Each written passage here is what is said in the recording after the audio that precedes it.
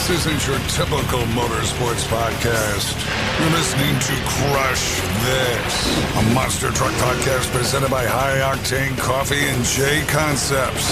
A show where we take you inside the minds of your favorite drivers, past and present, of the monster truck industry. And now, your hosts, Brad Shaw and Dan Chichagash.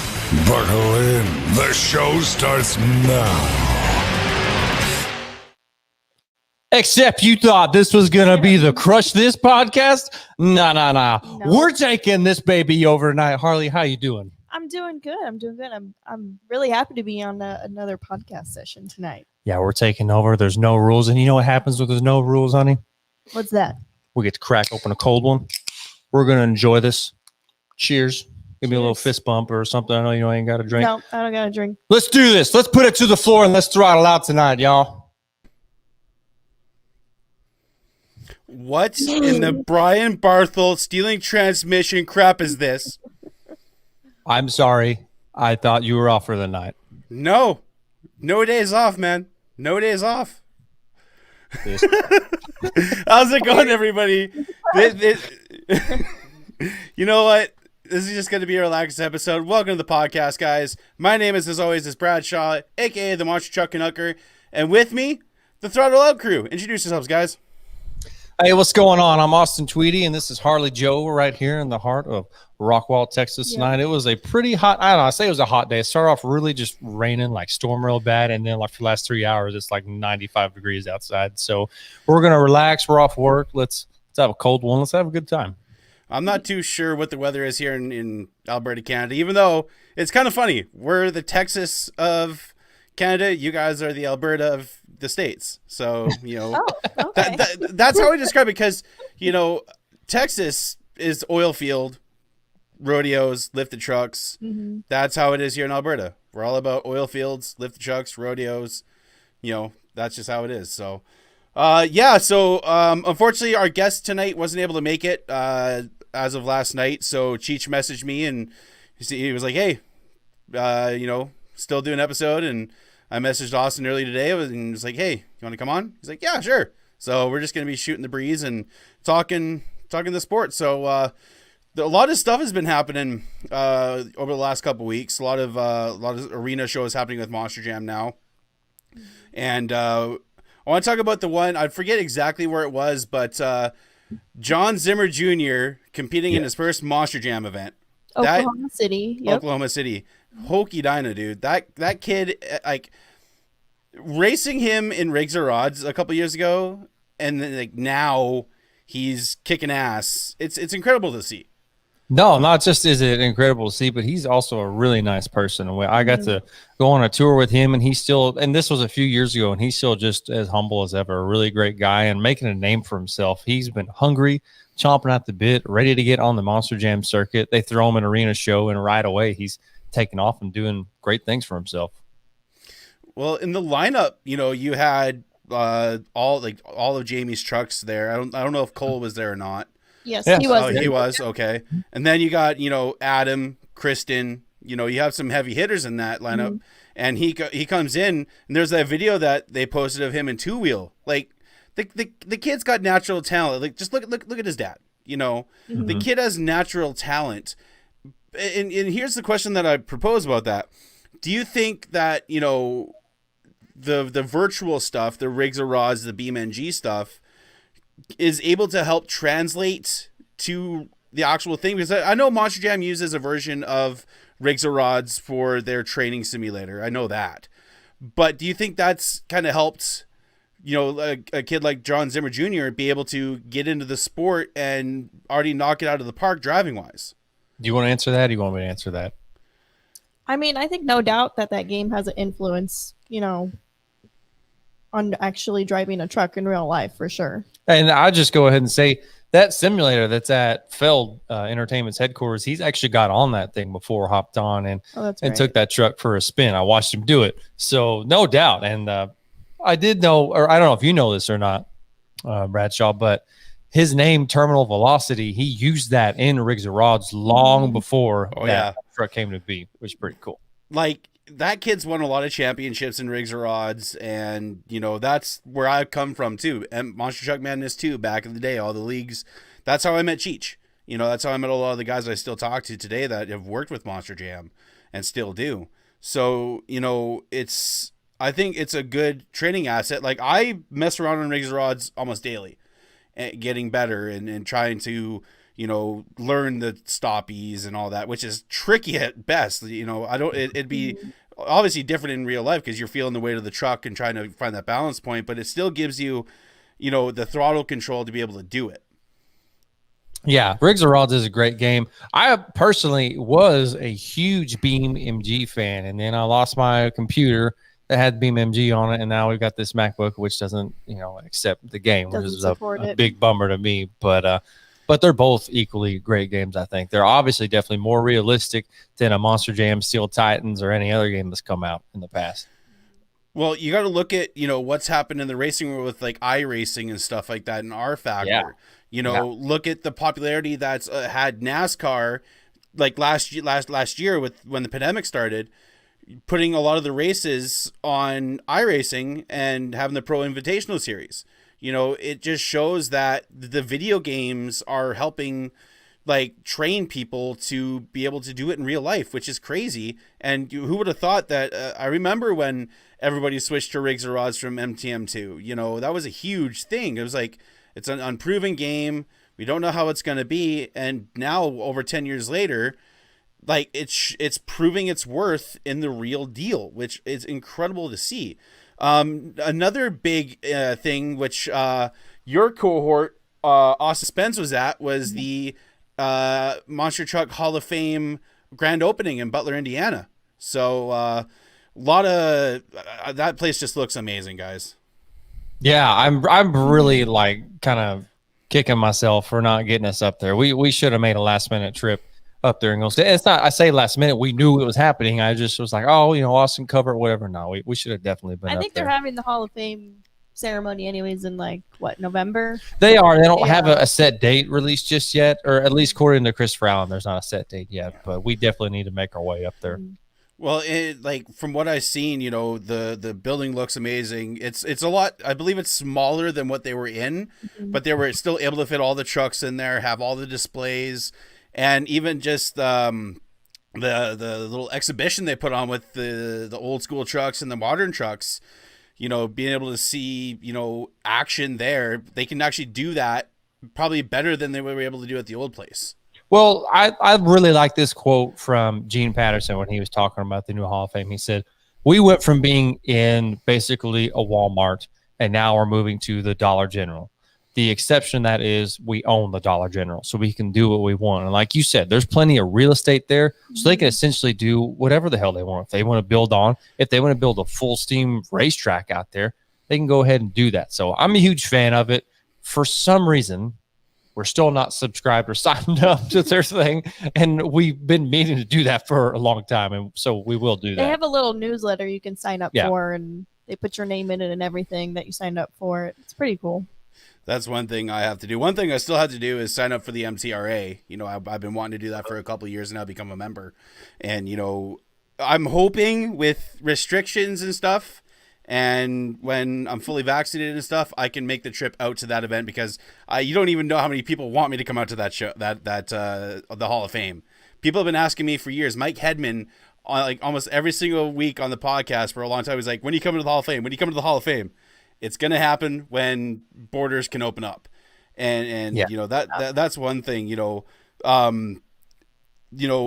the summer approaching, a lot of shows are going to be happening. MAP Motorsports is going to be doing the Miami, Oklahoma events, the Springfield events. Not too sure on lineups. Have you guys heard anything about lineups for those shows yet? No, I have not heard one word. It's going to be interesting to see who they bring for Miami, because that show every year just knocks it out of the park, and the covers that TMB provides for that. Obviously probably Devin Jones is going to be there. Probably the Garner team, probably the Team Scream guys are going to be there. I would say you could definitely bank on every person you just said being there. I know, was it last year or the year? Maybe it was the year before. I can't remember, but they used to have the Bigfoot guys there. I don't know what they're up to right now, though. It's going to be interesting to see with Bigfoot because, you know, you're obviously right. You know, Bigfoot really hasn't been doing a lot. They just did Toughest Monster Truck Tour a little while ago, I believe in Casper, Wyoming. They did that show. It's going to be interesting to see what Bigfoot does this year because since last year they really haven't been active. So, just trying to think who else is doing shows a lot right now. There's a lot of shows with Zane. I was just getting ready to say Zane seems to be on fire now. He's got a lot of cool things going for him. Dude, like it's incredible to see what's going on for that team and what they're doing. You know, Zane just got a new house. He's going to be back in. I saw that today. So congratulations, Zane, going to be back over in Lancaster, Pennsylvania area, kind of where they're from. They're going to be moving all the trucks in the shop eventually, but Buddha and them are still going to be in Delaware. Which, hey, I've been to their facility. What an awesome shop! What an awesome property they have there. Being able to go down there. That, I just love watching that team grow. You know, from the number of trucks to the equipment that they've got going on. Their team that's on the rise and to prove themselves. I gotta say, watching that footage from the Buck this past weekend, so badass. Mm-hmm. Oh, dude, that it. I you know what? I think that show should be added to a bucket list for any monster truck fan to go to. No, it definitely should be, dude. I was at that venue years ago, like when I was a kid, and they may have added on a thing or two, but truth be told, really nothing has changed because the fans are still just as crazy up there, man. It's like out in the middle of nowhere, and you just like stumble upon this racetrack, and the fans up there are so gosh damn rowdy. They love monster trucks. It sells out every year. Well, I just think Pennsylvania in general just loves monster trucks. Like the history of monster trucks in that state, you know, sadly no more Jamboree, which that's a very controversial thing. But like, it's a sore subject. I don't want to talk about it. Yeah, but like when we bring it up, but like you're right. Like you go like I remember when I went to Lincoln Speedway in Abbottstown, Pennsylvania. I remember, you know, we're in Hanover, which is like just down the road. We go down this, you know, nice country road, and all of a sudden, bam, there's the speedway. You know, like Yep. You don't see that where I'm from. You know, we don't have a lot of racetracks. Like that's it was insane because like even just driving to Zane's shop, you pass by Dover International Speedway. Like that was so cool to be able to do that. Well, I think they're in Selinsgrove, Pennsylvania. I think this weekend. I'm not too sure. They're going to be somewhere, but check out RenegadeMCTour.com. You know, check out the logo. I'm very still proud of that.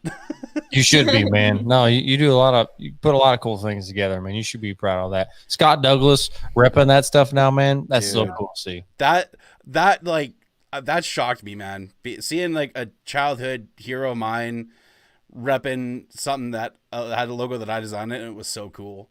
Well, it's cool when you see stars from, you know, that world, right? And then they come back down to earth with what seems like, you know, like the rest of us, you know, now they're one of us. They're in our world now. It's really cool to see. And so getting to that topic, I hope you don't mind I bring this up, but it is going to be really cool to see some drivers who will step away from Monster Jam at some point and be full-time independent. Well, there's a lot of stuff kind of on Instagram. People have been talking. Tyler Menning has been kind of very... I don't know what that guy's gonna do, but if he's going, I wonder if that's what that big announcement is. That's kind of what that's my guess. That's been my guess is that Meninga's gonna go independent. I don't know. I'm gonna put that out there in the universe. We'll see what it throws back at me. Well, and also you got to think that Metal Shop posted something and Rick DeShroon commented on it saying that the chassis that they're building is not going to be for Zane. It's going to be for somebody else. And we don't know who that could be. So maybe those two kind of are coincidental. Who knows? But if the rumors are true and he's getting his own truck, people better watch out because that kid's got talent up the ass and he's going to unleash it on everybody in his own truck. No, he will. And it's been cool to see just like the last 2 to 3 years. Maybe I should say 3 to 4, but the independent circuit has just been, they've all been beefing up, you know, whether it's adding new drivers or just getting better. The independent drivers have really been stepping up their games. The independent shows have been absolutely insane. I'd like to see some of that action come to the Jamboree. I don't want to get back on that, that train, but at the same time, I mean, that's what the Jamboree has been missing, is that, all out balls to the wall freestyle action. They've got all kinds of real estate to work with, but they don't build those tracks at the Jamborees to really entice fans who watch Monster Jam. That's kind of where the sport has evolved to. A lot of these other independent shows have, however. So that's one thing they could do to better the shows at the Jamborees. Well, and like this last weekend, you also had the All-Star Monster Truck Tour in I forget where. It was Cape Girardeau. Cape Girardeau. And that lineup, seeing Trent Montgomery back in a truck again, yes. That I've met Trent a couple times. He's an awesome dude to talk to and hang out with. And he's got talent behind a wheel. Like I think it was the first show, because TMB put the footage up on YouTube. The sky wheelies that guy was putting out are tremendous. Yeah, no, that guy is a great driver. He's not lost any talent since not being behind the wheel. He just came right back, and so we went and saw that exact same lineup minus Timothy Jones a couple weeks ago, and Trent won everything: racing, skills, freestyle. The whole event that night, and he's a great driver. Obviously, $2 as well, but Tim Jones. Holy crap, that freestyle he was putting on this past weekend, both nights, but especially Saturday night, just ripping the body off, launching that thing. I talked about it the other night on our show. It was just, okay, when you have a driver launching it like that and continually not slowing down, that shows he's dialed in. The truck is dialed in, and they're having fun. I think that's the most important part. And we have some people in the chat saying, MTRL's doing shows, the Monster Truck Insanity Tour. You also have the Monster Truck Wars, lots of shows going on. Like it's crazy. And, and I'm going to be honest. It's honestly, for me being stuck here in Canada, it sucks seeing all that. Cause I'm sure it does, my man. We get nothing right now. Like I just saw on social media that the Roughneck and Crude Behavior boys are up in BC building the test track to test out all the stuff that they did. Their last show was probably Castro Raceway 2019. I was at that show for Throwdown. So it's honestly sad to see, it's sad to be a monster truck fan in Canada because we are getting screwed over royally. I couldn't imagine, dude, because we went, it was maybe not even a year or right at a year without seeing a show, and it absolutely ate me up. You're going longer than that. You're a diehard fan. Gosh, man, I know that sucks so much. Now, one bright thing I should point out right now is our guy, Greg Anderson, is in the chat. What's up, Greg? It's been a few years since I met that guy, but I keep up with him on Facebook. It's good to see him. And he says, what am I drinking? I got some ginger ale. So, all right. Yeah, I need another beer. Try to transition the conversation real quick. I got to go grab another drink. Round 2 coming up. Can you grab me my drink? Yeah. I have a drink. I just wasn't smart enough to put it on the table. See, I made sure, like every single time before a show, I make sure I have my beverages. Ooh, good old Dr. Pepper. That's probably my second favorite soda. What's your first favorite soda? Mountain Dew, all day long. I love Mountain Dew. See, but the thing is, we don't get a lot of the flavors you guys get. We have so far Major Melon, which surprisingly came out in Canada, Baja Blast, and Voltage. Those are the only 3 Mountain Dews besides the original flavor that we have here in Canada. So, round 2, fight. Oh, looks like Cheech is in the chat. Hi. Oh, what's up, Cheech? Hey, Cheech, where are you at? He's getting ready to go to Montana, I believe, tomorrow. So he's doing laundry, He's getting a busy boy. And they got a new crew member I saw here just recently. Yeah, Mike Nugent, who showed up wearing a Calgary Flames jersey last week, and my heart is broken today because Edmonton got knocked out of the first round. He will not be invited on the show anytime soon. My heart is broken right now. Edmonton got swept by Winnipeg, so my heart is broken. Yeah, I know St. Louis isn't doing too hot. If they're not already knocked out, they're basically about to be. It's a tough life being an Edmonton Oilers fan. Yeah. It's a tough life. But getting back onto the monster side of things, so are there any, shows that you guys are excited about happening this year, with all the countless promoters, all the shows happening? So I will tell you this. There was one show that we were definitely excited to go. I don't know if we're going to get to do it now. Harley and I, anyways, Austin is probably definitely going to go. There is a super badass show in Evansville, Indiana that happens every year. This guy puts on the show. He puts it basically all out of his own pocket, and all the proceeds that he gets from that show, he donates to the 4-H club, like the local 4-H club. And it is just a stout lineup every year and a great show. He takes care of everybody, takes care of everything. Typically, you got Team Scream's crew there. You've got Bounty Hunters crew. A few years ago when I went, the Bigfoot guys were there, as well as the Hall brothers. It's just a stout lineup for an independent show, and the action doesn't disappoint. So that happens sometime in July. It's never like a televised event. It's actually really hard for some reason to find video footage of that event whenever that show happens. But look forward to that one. That's a very big show. I know Nick Davis' back channel filmed that show last year. It still happened in 2020. Yeah, I think so. Okay, because they said Mikey was stuck in Canada, so Brad Allen got called in to drive over Evo. So, okay, I didn't know that. That should be on Nick Davis' back channel productions. Which I want to quickly give a shout out to all the people that support us here on the podcast. I didn't get a chance to. So Joyce Sylvester with High Octane Coffee, J Concepts, Back Channel Productions, obviously Nick Davis, 6B Apparel, and JB Scale Graphics. So I want to give a shout out to all those guys that show us love here on the podcast. The one show that I'm excited because there are rumblings that is still happening is the Back to School Bash in Charlotte. Oh, it should. That show has got to happen. That is such a sick show. It's going to be what can they do for the track? Like, what else can they do? They've done so many different variations of that track. What's possible? I don't know. I don't know. Call me biased being a Bigfoot fan, but obviously when Bigfoot performed their best there was I don't remember what year it was, but Dan Runny was driving the truck.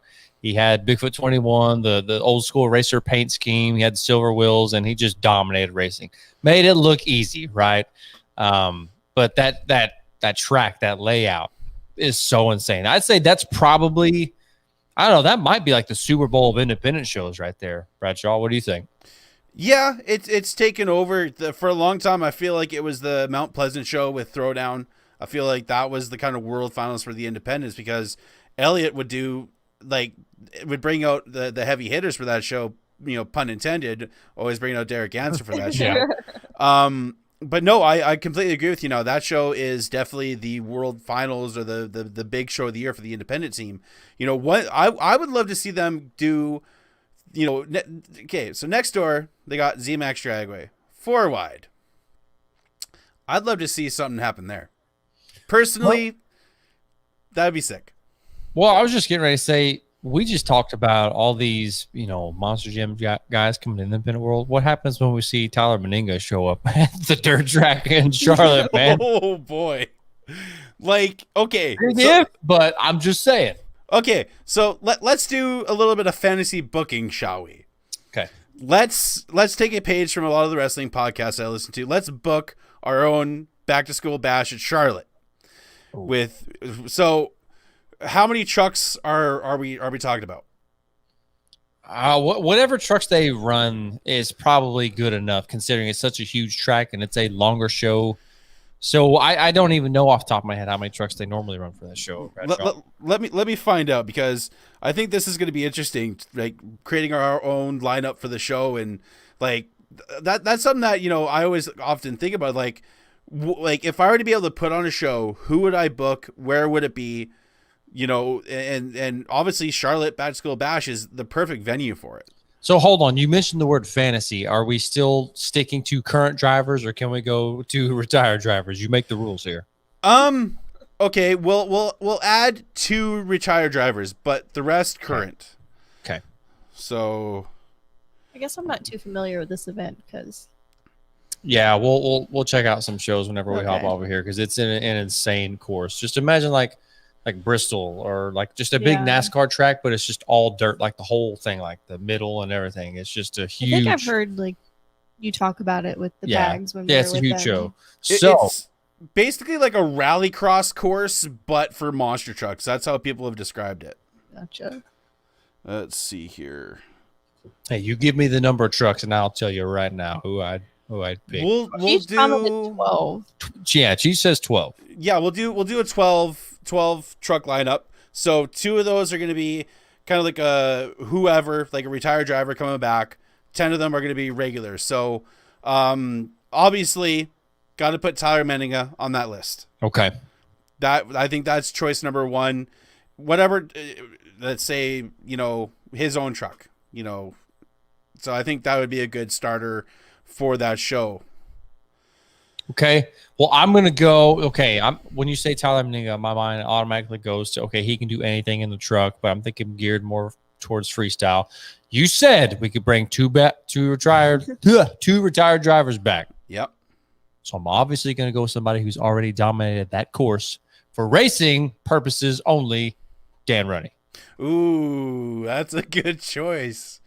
Ooh. All right. Okay. Your other retired driver. you're- I'm curious. No, I'll get there in a minute. No, it's not time for that yet. Well, I want to know who you're talking about. I mean, I gotta say probably Corey Rummel. I mean, he knows how to put on a great freestyle. Good point. That would be good. I'm gonna go with We're at Zane. 3 trucks. That's 3 right there. I'm going with Zane. Damn it, you took mine. Damn you. I got to put Zane in there. Especially with the equipment he's running now, and how hard he runs his equipment. I got to throw him in there. He that's definitely my next pick. Okay. Well, that's 4. So for my next pick, at pick number 5, I have to go with my best friend Todd LeDuc. He's got to make the show, my gosh. and he's gonna kick ass. I thought your next one was gonna be a retired driver. Nope. No. I'll save that for last. I'm trying to think. Can we bring Samson back? Like we saw Cody recently in the Samson Yeah. truck? Oh yeah, that'd be solid. Yeah. Cody and Sampson, good pick. Okay. Joe Lockhart, barely tame. I Good gotta put Joe in there because even though this is his second season, he has shown so much progress already with the upgrades that the metal shop did to that chassis. He's getting so comfortable in that truck compared to last season. So I feel like Joe would kind of go all out for that show, and Zane would give him the go ahead. So Joe would be a good choice. So my next pick is very conflicting for me because I'm thinking of a specific team. Because you could pick anybody from this team when they would just dominate. Anybody from Team Overboard would qualify Oh, for that's that a good show. one. I would gotta say pick go one. with my buddy John Zimmer Jr., but I was like, well, damn it, who do I pick from there? Because you could pick John Zimmer, the dad. You could pick Jamie. You could pick Cole. You could pick Zach. They're all great drivers. Are you just gonna what? Just do it with the whole team overboard? That's it. Yeah, I'm done. You got the rest of the picks. That's it. Sign them up. You have to come back to me on this one. What number are we at right now? I don't know. You chose whole team overboard, so that puts us at I don't know, 4. All more. right, so it was okay. It was so That's the show. We're done. we went Tyler, Dan Runty. What was the third pick? Corey Rummel. Corey Rummel. Then Zane, Todd LeDuc. Mm-hmm. Then you said It's all Cody. And then Cody Sampson. Cody. So that was 6. Mm-hmm. And then rest of team overboard. So that'd be 10. We got 2 more trucks. 2 more trucks. Okay. So we got 2 more trucks, which includes the other legend. So with this one, Jimmy Cretin. Good pick. Good pick. Very Jimmy good. Cretin, because very consistent in racing. That truck that he has I remember seeing that truck in person with the body off for the first time. My God. Like that dude has a mind of a genius to be able to take a truck that was already running amazingly and make it better. And I feel like his truck would be suited for that kind of a course. So yeah, Jimmy Cretin. I'll tell you what, I want to talk about Jimmy a little bit more right after this conversation is done. So let's get back to that in a minute. But I'd say, okay, I know there's only 12 trucks there. For a retired driver, I really haven't been thinking towards. Are we on one more driver? Yeah, one more driver. But actually, you can pick the bonus driver for The bonus driver. the bonus driver. Well, I mean, if I'm going with another retired driver, this is my I get to pick two. I mean, I'd be stupid to not pick Dennis Anderson to come back and wreck Charlotte. All right. So you pick the Encore driver. The Encore Yeah, driver. that's who you're okay, that's picking. a lot of pressure on the Encore driver. Well, I'm just saying, you better make a good one. Don't disappoint us. I don't know. actually, Cheech in the chat had a good suggestion. CVH. Yeah, that would be a good one. Good call, Cheech. And then Greg Anderson puts Josh Gibson in there. Oh man, yeah. You talk about I'm just saying underrated driver, Josh Gibson. Wish he was still driving. Okay, come on, Harley. Encore driver. What about the new Excalibur truck that's going to be coming The back? new Excalibur truck. Did we ever figure out who's driving the new Excalibur I truck? don't know if we did. I don't think they. I'm just going to put Chucky Palkin in that truck. Put Chucky there. Chucky will do good at Charlotte. See, I have a suspicion that it's going to be Chucky Jr. going to be driving that truck. I have a suspicion about that because here's the thing. I follow Chucky, Chucky Jr. on Instagram and stuff, and he's got that quad contraption where he's practicing his manuals and stoppies and everything. I feel like he's going to be the driver of that truck. It's a no-brainer, honestly. If they don't pull that, like, come on. I could see that clear as day. I could also see him rotating with Michael Pagliarulo. Yeah. But at least, depending on Chucky's contract situation with Feld, let him get it behind the wheel of that truck for one more time. He needs to. No, all those guys that haven't got a chance to drive, Chucky, Neil, Candace, all those drivers deserve a chance to get out and, one last hurrah. Yeah. If I won the lottery tomorrow, that's exactly what I would do. I would build a crazy lineup of trucks and let those guys have one last hurrah in a field somewhere and film all of it. Yeah. Dude, just like, okay, so when you mentioned Todd for your one of your picks. Yes. You'd have to crew for him that show, wouldn't you? Well, no doubt. Yeah. I know his. Out of all those drivers, you'd crew for Todd? Listen. I know his truck. Okay. I know how he wants the truck. Okay. If I'm crewing for him, call me cocky, but he would dominate all of those drivers. See, I love the video. I don't know if it was on Facebook or Instagram where I found it. It's like, so how's truck prep going? You walk with the bottle, you whip the bottle at the truck, and it lands perfectly. Look, I couldn't have done that 2 times in a row if I really wanted to. And when in my head, the way I saw that video going is, throw it, it would hit the truck. Obviously, it's going to just bounce off, ricochet, go wherever, in the video. And then it's stuck like that. I can't remember who was filming. I think Fiegel was filming and cut it real quick because we all just lost it. Every single one of us, all the crew guys are off to the left side of me, and we all just absolutely lost it. So you mentioned you wanted to talk about Jimmy Cretin a little bit more. So Jimmy Cretin is a guy that I feel like will never, ever, ever, and I mean ever, get enough credit for what he has done in the monster truck world. To me, he should be a driving Hall of Famer right now. That guy has done so much for the industry, a very sharp person, obviously well-educated, and what he's done with his business is absolutely incredible. So a few weekends ago, they came up to Denton, Texas, which is about an hour away from here. Actually, my shop is located, not my shop, but my company's shop, is located in Denton, which is about an hour away. So we made the trip up there, and we were just thinking, okay, little small family farm show, whatever. And holy crap, it was so worth it. It was so worth making that trip up and getting back at like 2 a.m. just because he just does such a good job. You have him, obviously Don, Tyler Singer, and Austin Minton, and then you had, what was the other truck called? That old truck? Psychotic. Yeah. That old Dragon Slayer chassis. It was just such a great show. We weren't expecting really anything big. They didn't even have cars, dude. It was almost like a Monster Jam show. There was like a dirt pod out in the middle.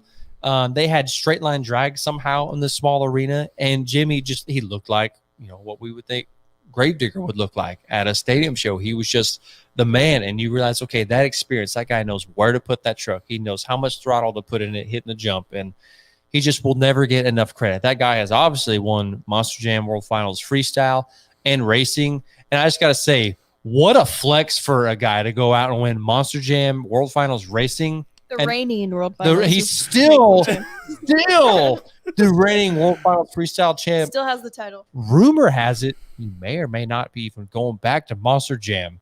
And what a flex for a guy to just win it and be like, all right, I'm done. That's like the biggest. That's the biggest mic drop of all time. Yep. It's like, yeah, I won their last racing championship. He did it. I remember the first time I got to see Jimmy Cretin live in person. It was in Regina, Saskatchewan for a Chris Orell show. I remember the lineup. It was you had Sean Duhan and Colt Energy Activator. You had, I believe, I know it was Jimmy. It was Red Baron. So I don't, maybe that was Bobo was driving Red Baron at the time. And then you had one of the other Sudden Impact trucks. And then you had Barry Parkin in Western Renegade. Seeing Jimmy Cretin in a small arena, not the first, experience you'd want to be seeing the guy, right. Right. But my God, like him in a small arena is amazing to watch too. I'm telling you, dude. Yeah.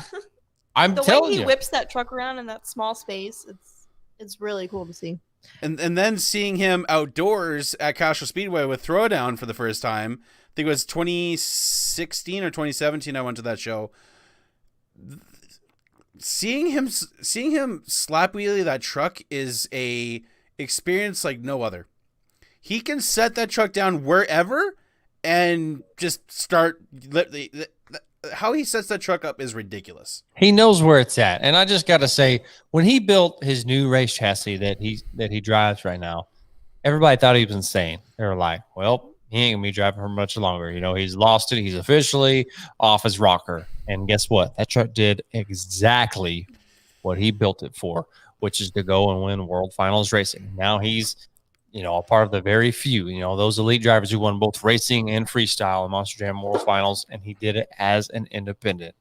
And that's absolutely insane. And so he spent the last few years, trying to tweak the shocks and how the truck lands and trying to get that better so he's not breaking off wheels. And I think he's got it. I know he struggled a lot the last first quarter that I was on tour, where we were touring together anyways. He struggled with that a lot. But I think he honestly has it now, and he can do whatever he wants to with that truck. I remember it was the last Throwdown show in Edmonton, 2019. I remember this. I was sitting in the stands, and it was time for Jimmy to do the backflip. It's raining. You think, oh, he's not going to do it. He goes out there, takes like 10 practice runs, does the backflip, does a save that I don't even know how today he saved that. That shouldn't have happened. And he just drives away like it's nothing. I was in the pits the next day. I was able to get back there because I had some friends back there. I was like, dude, how in the heck? Like, it just doesn't make sense with him. I'm telling you, let's say definitely one of the top underrated drivers of all time. And not just in his driving, okay? And yes, his mechanical skills, but just what an innovator of the business and everything that he does for his business. All that stuff they make for their merchandise and their whole entire team, they do that in-house. It's absolutely unheard of. It's like he's thought of everything. He's thought of everything before everybody else. Like I'm telling you, definitely one of the most underrated drivers of all time, I think. I agree. And look at the drivers that have come through that team. Lindsey Wink. You also have Craig Christensen came through that team. Even though Craig was, been in the sport for a long time, a lot of people didn't know of him until he went with Jimmy. And that's just in my opinion. But then you also have guys like Trent, a guy that some people might know, Matt Brokaw, who too tall. Yep, too tall. Too tall. Also Nick Owens, rest in peace. That dude was an awesome driver as well. You've got Austin Minton, who is, gosh damn, he's gonna be just as good as Jimmy. I swear. One of these days, he's going to be up there with the best of them when he gets a shot to really shine on a stadium. Of course, he got thrown into stadiums very, very early in his career, and obviously, any driver is going to be overwhelmed by that. But that guy right now is on fire. Oh, you also have Tanner Root that came through there. That kid had Right. don't know what he's doing now. Hopefully, see him back in a truck at some point. But it's incredible to see the talent that has come through Camp Cretin, and it just proves it. You know, Jimmy has a way of how he does things, and it works. Yeah. Another guy that is similar like that, I'll mention Zane. You know, Zane has been able to build his empire. You know, it's 10 years. He's been doing it 10 years. From when he went working with Ed Beckley with CFP to building his first chassis for Stinger. Now look at him. He's running his own tour. He's got 4 trucks, a fleet of minis. Like, the dude's killing it. I feel like he's another one of those underrated talents in the industry for his business acumen alone. Yeah. And so you're talking about people who are on the rise, somebody like Zane. I look at somebody who has literally built his franchise from absolutely nothing is Matt Pagliarulo, who just scratched and clawed just to get one truck together. Then his next truck that he brought out with was just absolutely insane, broke the mold for 3D characters as far as I'm concerned. Star Creations putting together the Kraken was just unfreaking believable. So now they're looking at building 2 additional trucks, and clearly the concept for both of those trucks are absolutely insane. That guy, like I said, he started with absolutely nothing, barely put one truck together in time for one show, and look at him now. It's incredible to see within this last year the rise of the independents, and it's true. Exactly. It's exactly how it has been. You know, Monster Jam shut down. What did the independent teams do and owners? Hey, they stepped up, overcame. Look at Elliot Miller with Throwdown. He has his own truck now. You know, he's killing it with shows. Look at Joey Sylvester, you know, doing the Outlaw Monster Truck Drags this summer. Like, it's incredible to see where the sport is heading in more of the favor of the independents. For the longest time, it was Feld Entertainment. And there's nothing wrong with Monster Jam. I'm going to be straight up about that. I still love Monster Jam. If I was able to go to a Monster Jam show tomorrow, I'd be there in a heartbeat. It's still monster trucks. But the independents are killing it right now with what they're doing. You know, even, you know, Monster Truck Z or Monster Truck, like, I don't know how, like, they're doing awesome shows.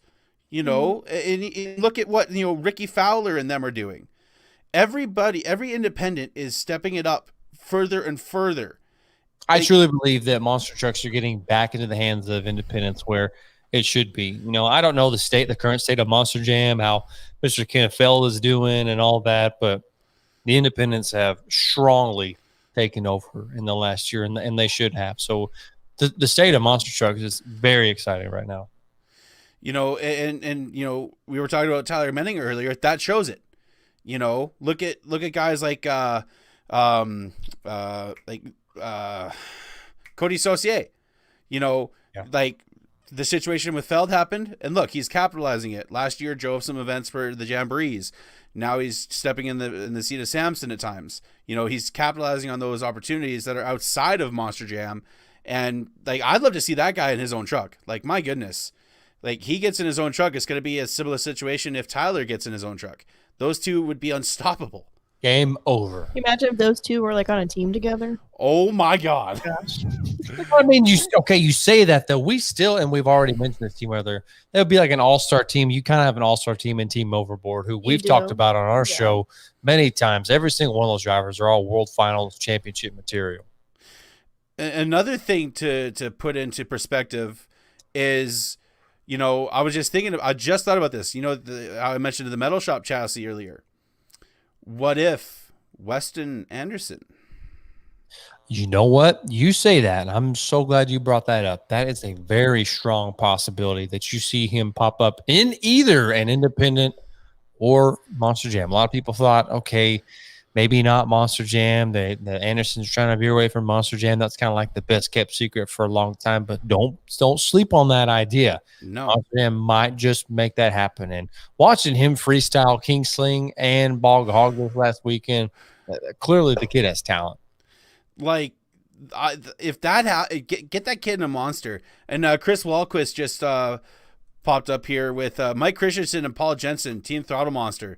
Those guys have grown tremendously with the amount of trucks they have, the drivers, bringing back an Alberta legend in Jurassic Attack, which makes me so proud Don Frankus letting them use the name and the body. They've been just absolutely killing it as well. Not just that, but what they're investing into the trucks. It's not like they just like, hey, we're going to bring back a cool name. That's all we can do.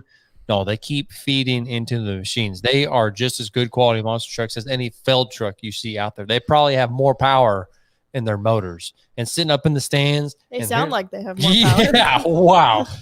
All those Zoomies point loud. straight up to everybody in the crowd. They're the loudest trucks out on the track. And just the fact that they run Zoomies, like, that's one of the greatest things ever, because loud pipes save lives, man. Good point. All right, I got to fill up round 3. Here we go. Oh, jeez. Man, he's going in tonight. He is. Letting loose. Oh. But no, like, I remember seeing Mike and Paul at Throwdown in 2019, and they were having a bit of engine problems and stuff. But, seeing how hard they work to be able to, to come up to Alberta, Canada here is not an easy task, you know, especially around where I am in Edmonton, because it's so far up north. And, being able to see teams like that come down, even to see Jimmy Cretin and Jim Kohler drive all the way up to Edmonton is such an awesome sight to see. That means that they love being around that area. Because, like, I don't even know how far it'd be away from Tonganoxie, Kansas to Edmonton, Alberta, but it's got to be a couple 1,000 miles. Yeah, overnighter for sure. So it's incredible to see, like, I'm trying to think of, like, the whole metal shop thing. That's just, like, those guys are killing it. Like, I got to be honest, those guys have been killing it for a long time, with Toxic 2.0, the new Dennis Anderson ride truck, building Zane's minis.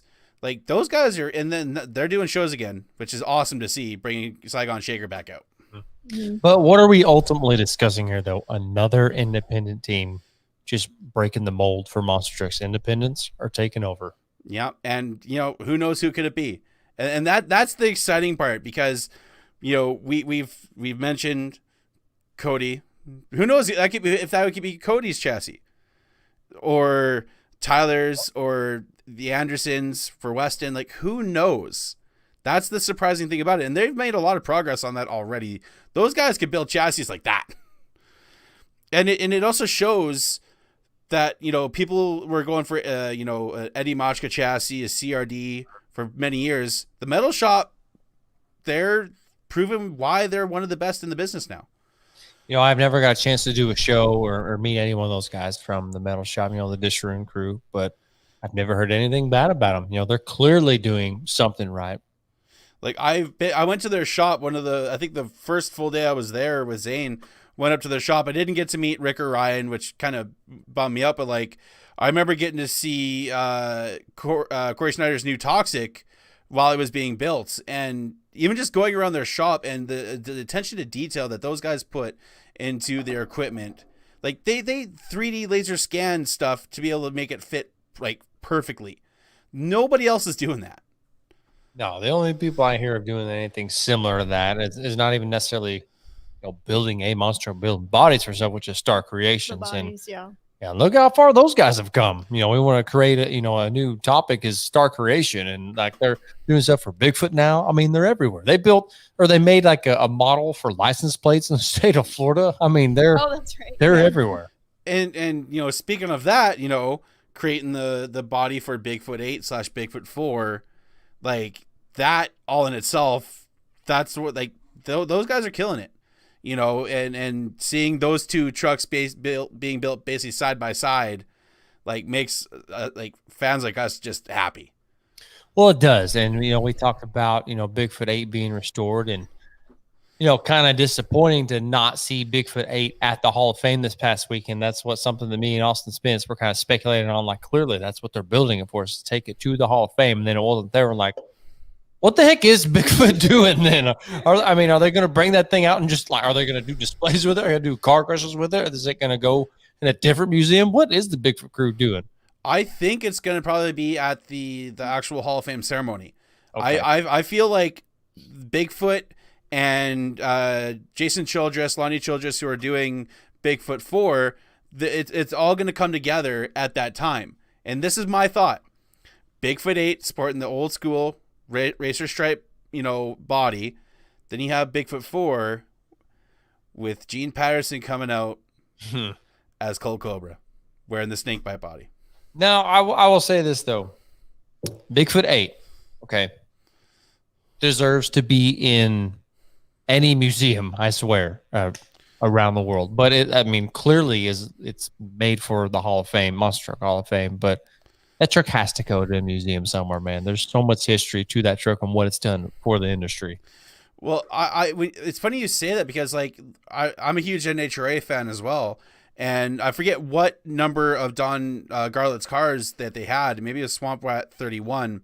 They inducted that to the Smithsonian Museum. Like, that car is in the Smithsonian Museum because of the innovations that car had.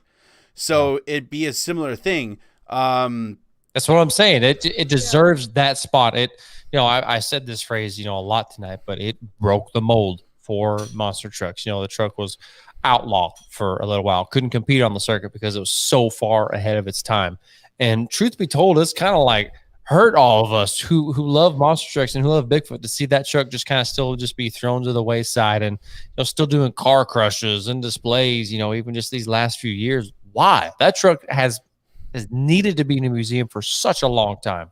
That truck is so old that the tubes on that tube chassis are literally rusting from the inside out. That's how damn old the truck is. And it just makes it known the kind of popularity that truck has, that Bigfoot's restoring it to its former glory. And Cheech just said Fred Reap from J Concepts owns Bigfoot 4. I forgot about that. And there are a couple of people are saying the Bigfoot open house is when it'll be debuted. But I think, honestly, unveiling it there, but then bringing it to the Hall of Fame and having Bigfoot 4 sitting beside it wearing the snakebite body would be so cool. Yeah. And having Andy Brass pop out of Bigfoot 8. Yes. Yes. Because that's what they did for Taurus. They had Jackie Willman Jr. pop out of Taurus when they unveiled it. Do the exact same thing. Yeah, that was magical. Like that's what makes the Hall of Fame so special. Is moments like that. Scott Hess bringing in barefoot, and all of a sudden, holy crap! Like, there's Fred Schaefer. Yeah. That's why the Hall of Fame is so important, because it brings people that we haven't seen for years back into the sport. Yeah, we're going to make that trip up there this year. I'm telling you right now, we're making it. Oh, it's happening? Yeah. Okay. It's official. It's happening. If I don't have to quarantine when I come back, I'm going. If I don't have to quarantine after I get fully vaccinated. So, because if I were to go on a trip, I'd have to stay 3 nights at a government hotel on my dime and then isolate for 14 days in my apartment. So I don't want to do that. The joys of being self-sponsored, right? Yep. But no, I want to make the trip just for that and to connect with a lot of people that I've talked to for years online, and be around, a giant. To me, monster trucks is much more than a sport. It's a family. It doesn't matter what background where we came from. Doesn't matter our race, our color, our sexuality. It doesn't matter. When we're at a monster truck show, we're family. I remember. It's funny when I met Zane for the first time, because we would talk on the phone almost every single week leading up to the Renegade stuff. I go there and it feels like I've known him for years. That's just the way, one of the reasons why I love this sport, because it doesn't matter if you've been in the sport for 30 plus years, 10 years, or if you're just getting in. It's a family.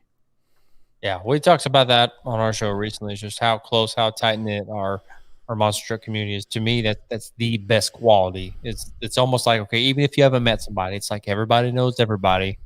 And I feel like that's something that in NASCAR even they'll never be able to accomplish, that feature that we have as the monster truck community. It's incredible, and it's hey, monster trucks are one of the best sports ever, man. Like, I remember getting hooked to it as a young kid watching TNN Trucks and Tractor Power, and look at it now today, look what we've been able to accomplish, like with obviously you guys, you know, you starting Throttle Out, and you know, obviously the history that you guys have in the sport, and then being able to do what I do with the design stuff and having my name on the side of a Bigfoot and all it's incredible what people can accomplish in this sport. Yeah, and I just gotta say, this idea for Throttle Out would have never happened if Crush This wouldn't have been born. And let me just say, we have got a lot of plans for Throttle Out. We've kind of been having our own little meetings here just within the last couple of weeks of some ideas that we have moving forward. And it's like, okay, one thing could lead into another, which potentially leads into another, which leads into one more thing, and it would have never happened without Crush This. I would get on. I used to do service electric work. I do commercial lighting now in the electric field. I used to do residential service, and I would have these long drives, like hour-long drives in my service van. So I just pop in, pop in like it was a damn, cassette tape, but I would Crush This and listen to this. It motivated me. Like, man, I love listening to this. I love listening to y'all. Y'all get some Hall of Famers on the podcast, and you get some current drivers, and y'all just talk for an hour and a half, and it motivated me to do something, not exactly the same, but on a different note. And it's just, I love where all this goes. And like I said, everything is coming back in the hands of independents. Not that I want to see Monster Jam be destroyed in any way, shape, or form. I'm not saying that at all, but it's just growing more popularity to the independents, to the fans of independents, and Monster Trucks are where it's at right now. Well, I wouldn't have got the idea to do this if it wasn't for Jeff Richards and Monster Truck Radio years ago. That's where I got the idea. And also my love for wrestling podcasts. And, I remember the exact moment I came up with the idea. I think I mentioned it before. I was working at Party City, and I just got off my break, and I was listening to Stone Cold Steve Austin's podcast. Mm-hmm. And I'm like, you know what? There's no Monster Truck podcast out there.